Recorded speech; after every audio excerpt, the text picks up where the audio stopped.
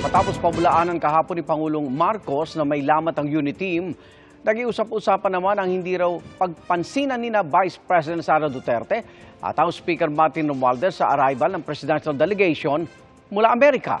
Saksi si Ian Cruz. We are consolidating the unit team. It's actually become bigger and stronger than it was before. Ilang oras matapos banggitin niyan sa Hawaii, nag-cruise ang landas sa mga haligi ng unit team sa pagbabalik bansa ni Pangulong Bongbong Marcos. Kasama niya kasi mula Amerika si House Speaker Martin Romualdez ng Lakas CMD. Habang sinalubong naman ang Philippine delegation ni Vice President Sara Duterte. Maraming kinamayan ng bise, pero ang tagpong ito pinag-usapan sa social media dahil hindi nakitang nagkamay ang dalawang opisyal. Ang sabi lamang ng bise. Hindi ko nakita. Hindi ko nakita yung nasa social media. Hindi ako makakomment. Parang sinabi din at man yun lang, totoo ba yun? Wala akong nakita. Hinihingan namin ng reaksyon si Speaker Romualdez pero wala pa siyang tugon.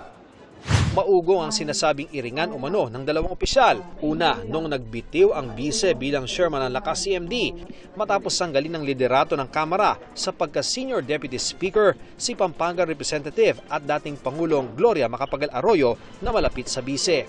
Kamakailan naman, tinanggalan ng confidential fund ang budget ng mga civilian agency kabilang ang Office of the Vice President at Department of Education sa ilalim ni Duterte.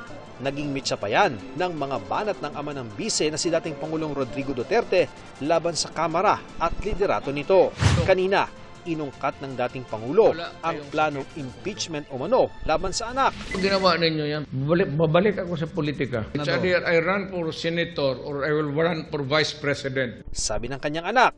Kung ano man yung desisyon ni Pangulong Duterte ay buo ang suporta ng pamilya sa kanya. Nauna nang sinabi ni Romualdez na walang niluluto at na-file ng impeachment complaint sa Kamara laban kay Vice President Duterte.